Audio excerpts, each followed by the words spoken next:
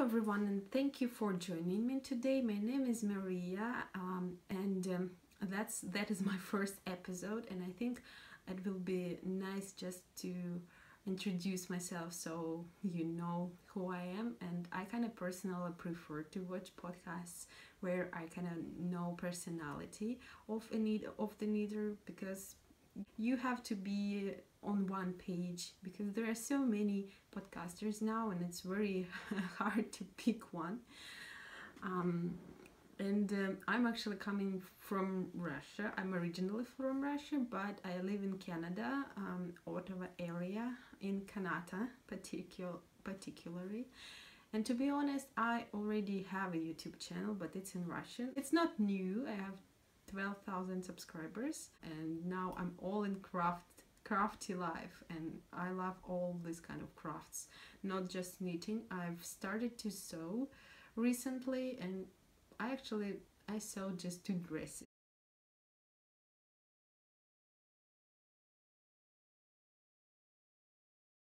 That's it, but I'm working on it and I'm hoping to sew even more. Right now I'm waiting on getting a sorter, because you pay quite a bit for fabric and all the tools and everything, and I would prefer to have a perfect product at the end, because I'm a person not just enjoying the process, but I have a target to have an actual piece at the end which I can enjoy, and even maybe to pass on my herrings. And also, please excuse my English, because even though I consider myself like as a fluent English speaker, but I'm still learning. It's been just 4 years since I moved to Canada, and before I didn't really speak English, so I think I still make mistakes, just because the goal you have to think very quickly, even though I know grammar.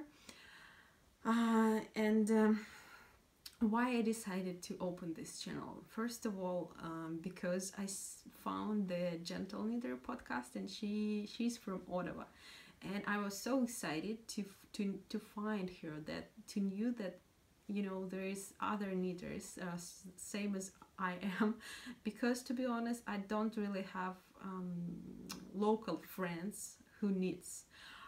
There are a few, but they're not so passionate about it as me, because I think I'm like crazy. I love to test different yarns. I love to test different knitting needles, and I tested actually quite a few, and I think, yeah, from all over the world, not handcrafted but commercially made. And I think that could be one of topics on my channel. I can introduce you to different kind of knitting needles and what I think about them. Just to as a quick start, I'll tell that my favorite knitting needles are Chiagu, even though I know in North America higher and in England is more popular. I tried both, and for myself, I personally prefer Chiagu, even though higher is a good choice too. So I tried like Adi, Knit Pro, Knit Peaks. Which ones? Yeah, I think this is what comes to my mind right away. Also, mostly I knit with commercially made yarns, produced yarns, but now I'm fascinated by all this handcrafted and hand-painted yarn. Personally, I don't really into sections, this super variegated yarns, because it's too much for me. Like when I see all these colors, they're beautiful in the skein, but when I put them in a garment, it's too much for me, even though they're beautiful and I like somebody wears them. But for myself, I prefer more calm colors. I would say earthy, more like natural, more solids, and very rich colors, even though I like pastel too, but colors like burgundy or navy blue, like royal blue, something like this, maybe, you know, mustard. With my color choices, you'll see what I mean. In my past life, I used to be a lawyer, to be honest, and I was, I think, quite a successful starting lawyer. I started very early when I was 18. By that age, I already completed a college law program, and I found a job as a legal assistant. And while working as a legal assistant, I attended a university part-time. And when I finished university, I was like, I think 21. Yeah, and I continued to work at the same company, but I was already a lawyer. And my main focus was bankruptcy, legal entities, because, you know, I kind of, when I had to work with like individuals, I really felt for them, and I was too sad to work with real people's problems, you know, not just corporations and all this fiction. And when it comes to people, I'm not a good lawyer, I think, so I prefer to work with legal entities. But when I moved to Canada, I didn't see anything better than take another legal program. So I've completed Algonquin College a paralegal program, their paralegal program. But by the end of the program, I realized that I don't want to be in the office anymore. I'm too tired of it. I lost my interest, even though I sometimes enjoy to work with papers and with writing, and I'm not tired working with like filling out forms and, you know, do logical stuff, but I just don't want to do it on a regular basis because all the crafts like fascinates me more. And I actually started my own company which makes natural cosmetics, and to be honest, at first, it's been now 3 years, I think, since I've started. And at first I just was making like creams and lotions and soaps for my friends and family. Then I actually went further, and I've opened an online store with just my soaps, and my focus is no chemicals, no, of course, except lye, because you cannot do soap without lye, without a lye solution. So the only chemical I use is lye, and then I just use clays, herbs, essential oils and different kind of herb infusions to make the soap, and that's it. I don't use any fragrance, any artificial coloring. Everything is plant derived. And then I had my baby, and now she just 7 months old, and I had to hold on the production. My website is still running, but I don't really advertise.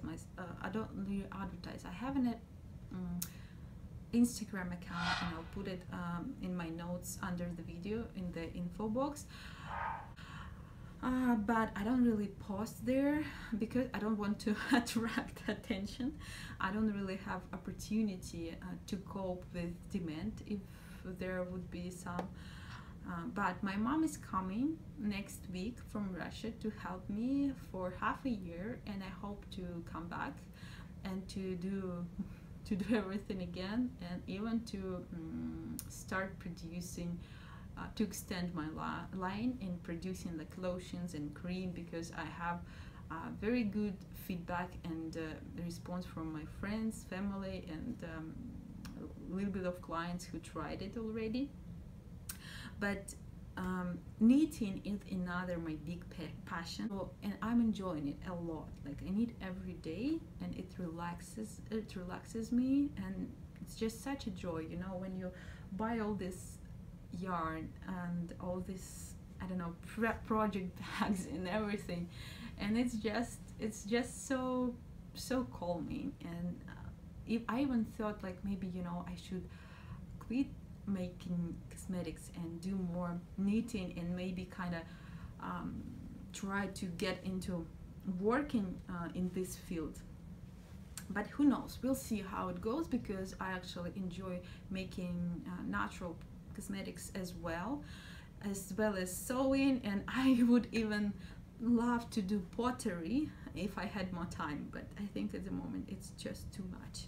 I even want to try spinning, and my very good friend Yulia, she has a YouTube channel too, but it's in Russian. She lives in Calgary. She sent me a gift with a spindle and some beautiful fiber, and I just need to take time, sit down and learn how to spin.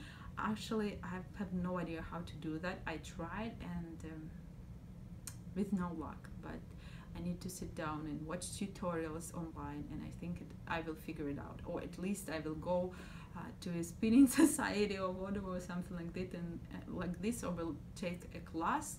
So I will look into it.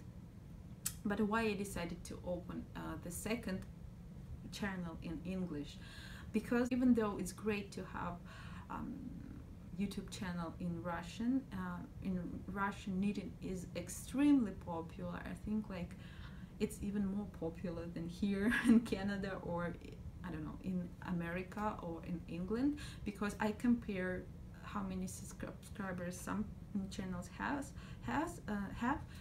and in Russia I think there is a couple of channels with over 200 subscribers, but there are more tutorials. But if it's like more like podcasting, I think the biggest is 30 or around 40,000. But if channel has lots of tutorials, they have like 100 or something. And I was surprised to discover that English speaking channels are not as popular, because for example, I consider like Inside Number 23 as a very popular channel, but it has just 12,000 subscribers, which is not really a lot compared to Russian knitting channels. Okay, it's just my talking. So I just wanted to be close to local knitters and to find knitting friends which are has the same passion for knitting as I am, because it's great to have subscribers in Russia, but I cannot go to their markets, I cannot buy their like local yarns, I cannot do meetups, I cannot really participate in, I don't know, in some projects, because they're too far away from me. And when I found the Gentle Knitter podcast, I was so inspired to do the same thing, just to be in this society. So I just want to start it. Let's start with some of my finished projects. I didn't bring ton, to be honest. I've been knitting just 2 years, and I don't have tons of finished projects, just because when I started with a lace vintage shawl. Yes, that was my first project. I know I'm crazy, but this is how I started. I saw one shawl online and I thought, oh, I want this shawl for myself, and I contacted the person. She didn't have PayPal, and she was in Russia, so I didn't really know how to pay her. And while she was like installing all this PayPal thing, she was not into computers really. I decided to knit one for myself. So I started with a Kiri or Kiri, I don't know how to pronounce it correctly. I'll show you how it looked like. And actually I did very well. I had to unravel several times, and it was not as easy, but I'm very consistent and persistent with my what I'm doing, you know. I can rip off several times and redo it until it's done, because this is the way I am. And I started with lace shawls, and then I decided that I can sell them, and I've knitted more. And also I have my husband's grandmother here, and she's retired, and she was also interested in knitting those shawls. So we decided to set up an Etsy shop, which we did. And at first I knitted mostly for the shop, even though we didn't sell much. I think it's like around 10 sales, and that's it. But this is again because I didn't really advertise, because I had other stuff to do, and it was more like as a hobby. but now I'm not going to add any new shawls there because it's not sustainable. You know how much time it takes to make one, and you know, it's not worth it because you cannot charge really enough to cover your time. Yes, I don't have tons of finished project, but I do have some, and I think in future podcasts I will show you something else. And for today I've just brought some very recent projects, and particularly just two small projects. One is a shawl. It's a very small shawl. It's called Ardent,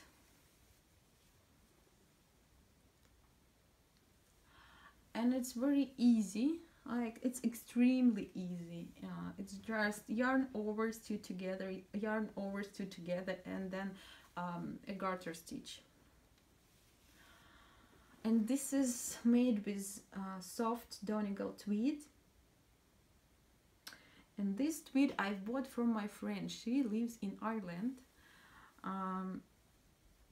and she sells this yarn online. And right now I think she's selling just through her Instagram, but I think she said in July she will start like an online shop and you can buy from her. And just if you're interested in soft Donegal tweed and you don't know where to get it, I'll leave her Instagram profile down below so you can maybe private message her. She's Estonian, but she speaks Russian and English. Just send her a private message, and I think she will respond to you about it. Soft Donegal tweed. It's 100 pure merino. It's very soft, as you can say from the title, and I really love it. And this color, I don't know how it looks like on camera, but in real life it looks like, you know, night summer sky. I would summertime sky with the stars on it, and it's beautiful. The only problem with this shawl, as you can see, it's very small, and I actually tried to block it out, and I did, and it worked. But with time, tweed has this specific quality to shrink, and now I see it started to shrink, and now it's back to its kind of small size, and I don't think there is a point to redo the blocking. It's just gonna be this neck little scarf. I think I need like a pin. I need to go on Etsy to find some kind of handcrafted pin so I can pin it and wear it like maybe like this. So it was very fast and easy knitting, and the information about it you can find on my Ravelry page in my projects. And to be honest, I just started to do notes in my Ravelry page, and not everything is in there, but I will try my best to fill this gap. So, but this is a paid for pattern, and to be honest, I think it's quite expensive for such a pattern, but I've never done this kind of shaped shawls, so I didn't want to figure it out, so I just decided to pay and enjoy the process, which I did. It took just 400 meters of this soft Donegal tweed, which is like 100 grams, because it's a single ply. And yes, it's not such a big thing. Actually, in the picture which comes with the shawl, you can see another row of this yarn overs, and shawl is kind of bigger in the picture. And at first I didn't notice that, but then I looked and I saw like this another section, and I think why she cut it this off, she cut it this down because it fits in one skein knits, and she positions, the designer, the shawl as a one skein knit. That's why she kind of decided to make it shorter, but in the picture it's bigger. Whatever. And the second finished project, it's still in my project bag, and I made it myself. This is linen, both And this is one of my first sewing projects, so excuse me. Maybe not this perfect bag. And this was made with air by Drops, and they had this huge summer sale, you know, online, and it was 35% off, and I ordered quite a bit. This is a Miu Miu hat. This is the Miu Miu hat I was talking about, and in the pattern it looks like this, and it's available on Ravelry. I'll put the link down in my notes as well, and I think I'll do the project page on my Ravelry account. It took less than a ball of Drops air yarn. The only problem is now that it is done with the tubular cast on, and I did the alternating cable cast on, which is great too. It looks very nice, but the only thing, I think it is stretchy, but I think it's not stretchy enough, and I'm not sure if it's gonna fit the hat it was made for. The hat size is big enough for, I think, 5 years old kid or something. However, the elasticity of the bottom, I think, is not enough for such a big hat, so I need just to try it on some kids, so we'll see. The same designer has a call for this hat, and I also have a pattern, and probably I'll make this call for this hat as well. This was a present, so we'll see. And for today, that's it for finished objects, and let's do whips. And first whip is a Stag head pullover, and the pattern was published in the Making magazine Fauna, and I have it. I love it so much. I have all 3 issues and I'm enjoying it, but I'm altering it because I love oversized sweaters, and also my gauge is a little bit off, and I decided to make this as an oversized version with the drop shoulder. And yes, you can see this is the back, but it looks huge, but it will shrink after the washing process. This is a horse garn yarn, which you can wash in a washing machine, and I will show you a close-up in a minute. I actually washed this part because I was not sure about the fabric it looked very too loose for me, and I thought I don't want to take smaller needles because my gauge will be even more off. So I decided to wash it and see how it will look like after the washing, and it looked great. I will show you in a second. So yes, I have to make it bigger because my measurements are based on this. But now I'm kind of put it on hold because I'm doing the shoulders, and my calculations were incorrect twice, and I've spent 2 evenings, and I have to rip it off again, and I have to recalculate everything again, and I'm kind of tired to do this, you know, 3rd time in a row. So I've put it on hold, and probably I will start working on it next week. And right now I want to show you close up because I'm in love with this yarn, and I think this yarn has to be must be reviewed on its own, because this company is Danish company, I believe, and it's perfect. Like, it's beautiful. It's commercially manufactured, but I believe it's a small company, at least I think so. And this is 95% of GEELONG and 5% of CASHMERE, and GEELONG is a specific, I believe it's young, it's a specific breed of a sheep which produces very strong and extremely soft yarn. And CASHMERE brings the softness even on a higher level. You can wash it in a washing machine, and they have amazing color shades, like amazing. I have their palettes, and they have different kinds of yarns, but this one I think is the softest, and it's actually the most expensive, but the price is great. It's not super expensive. It's like $9.50 American dollars for 100 grams. I needed double folded because it's very thin. It's around 600 meters per 100 grams. Sorry, I don't know yardage, I'm so sorry. And this color is called linen, and I'll show you how it looks after the washing process.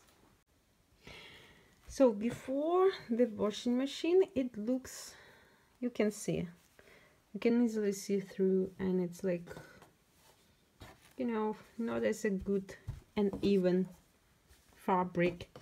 So I decided to wash it in a washing machine. I have that very old top loading machine. I just selected a regular settings with cold water and use the regular detergent, and look how it looks now. Look at this fuzz. I think it looks and feels like real cashmere. It is so soft, and it is kind of thin. I think it's very drapey, and it looks amazing. I think it's going to be like very warm but not too hot, and everything pops up very well, and I just love it. And I think it's gonna be my favorite sweater because it's so drapey, so light and so soft and delicate. And the color, look at these variegated colors.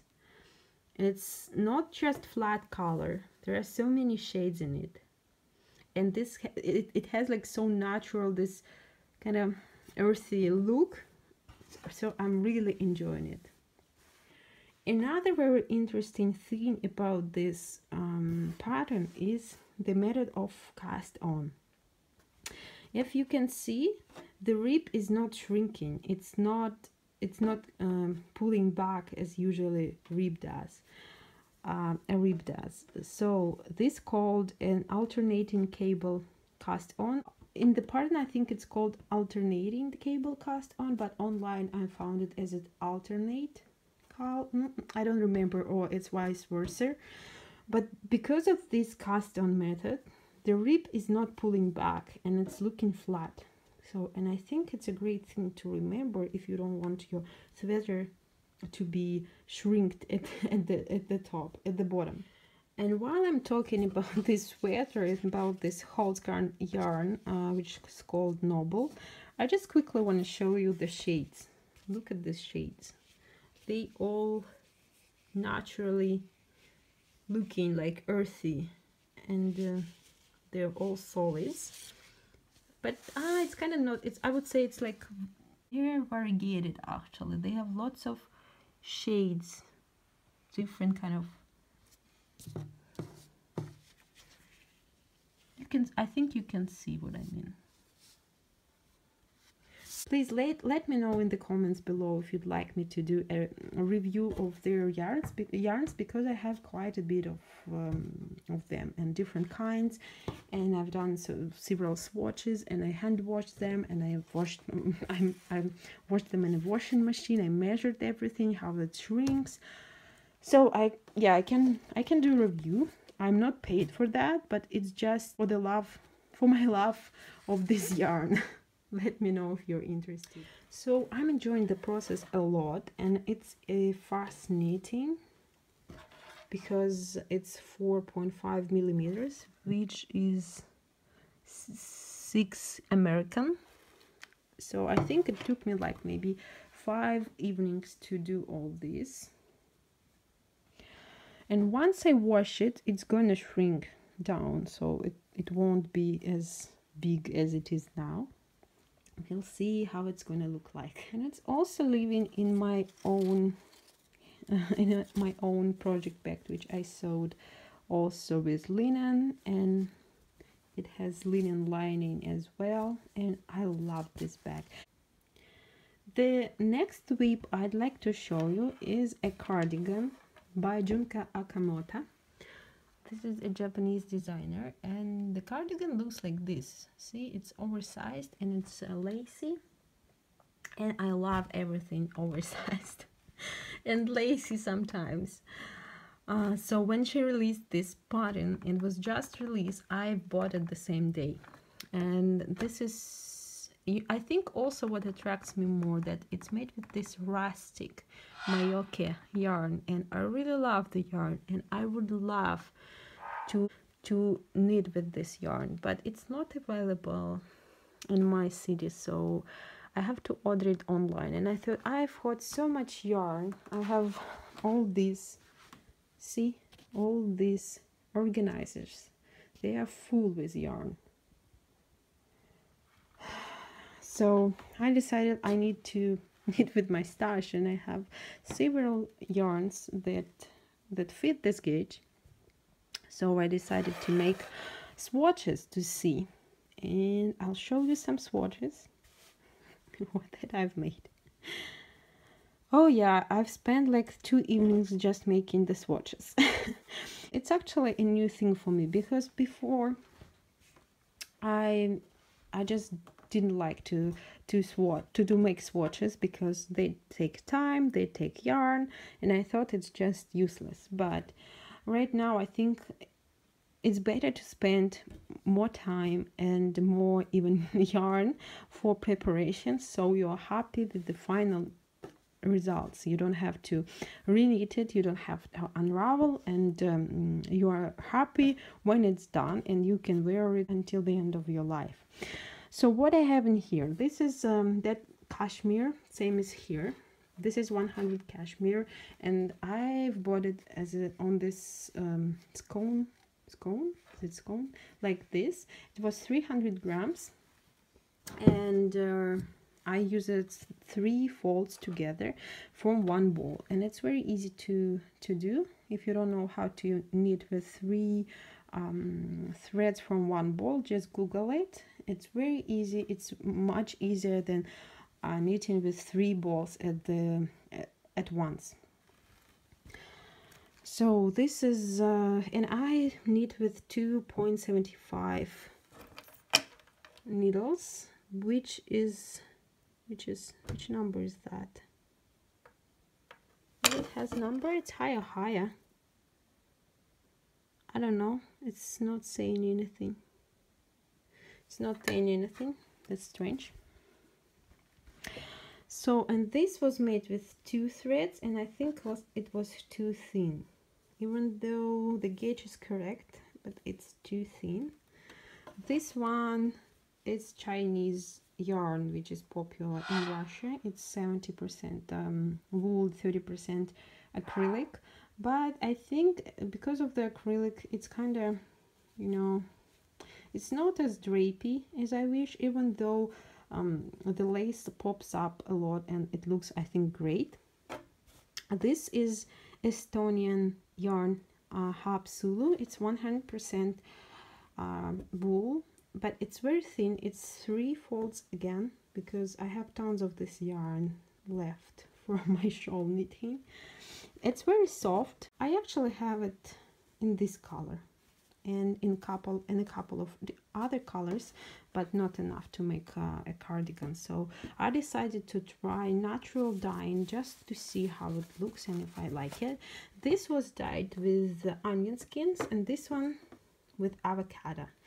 And I don't know what happened. I had tons of avocado, but it didn't really take the color, and the decoction was not burgundy enough. It was like very pale pink. I don't know what happened. Maybe I didn't wash it enough, and some are, you know, tissue, avocado tissue left in there, and it spoiled the like decoction. I don't know, but it looks kind of creamy, a little bit of pink, but you can't really say. It looks, yeah, I would say it looks creamy, like ivory color, almost the same as this one, and this is ivory. The gauge is correct, but I don't know if I'd like to have a cardigan in this color, so I decided to go with the cashmere, and you can't be wrong with cashmere, right? And also it's been in my stash for over a year now, and I think it's a shame to not knit with cashmere when it sits just in your stash. Also, I've tried to knit with soft Untitled tweed in one of my favorite colors. I love this color. This is mustard, and in the camera, in the picture, it shows a little bit like differently, but still I think you get the idea. I love the color, and it's the same tweed as the first shawl I showed you, and I think it looks great. It shrinked a lot. Like, it used to be way more longer. It was like this, but after washing it always shrinks. This is, I think, the tweed property. And I like how it looks, but the gauge is incorrect. I'm off quite a bit. If we compare this with this, you can see. So even if we stretch this out, this is a little bit bigger swatch than this part. Actually, I kind of like it. Maybe, I don't know, maybe I should have knitted with tweed. It's not actually such a big difference. Anyway, it's already too late. I think it will make a beautiful cardigan or a tunic next time, so we'll see. I'm enjoying the process a lot, even though it's just they're so thin. They're 2 millimeters, 275 millimeters. It takes me forever to knit this, but I already learned the pattern, and I don't need to look it up all the time. It's very intuitive, and like, if you have experience in lace knitting, and I have tons, so I'm very happy with it, and I hope to have it as soon as possible. Just look how it's gorgeous. I love it, but it's and I hope one day to knit with this Moeke yarn, because I love rustic looking yarns. I really like this, you know, natural colors and so on. This cardigan doesn't have its own project bag for now, because I don't have any more. I have one more, but it keeps my socks. But I'm waiting for new ones to arrive from my friend. She just sent them to me, and they will arrive next week. So I think that's it for now. I have 2 more projects on the go, but I think it's already too much for one podcast, and I will show you them next time. I hope you enjoyed it. Please subscribe. Please let me know in the comments below if you'd like me to do the review of the Gaughan yarn. And also, I hope to see you next time. And I'm not sure how often I will record. Probably once a month, because I cannot really knit tons of time, because I have a little baby, and I can knit just at night. So, and you know, with this with such needles, it will take me a fortune of time to make any progress. So we'll see. I hope to see you soon, and see you again. Bye bye.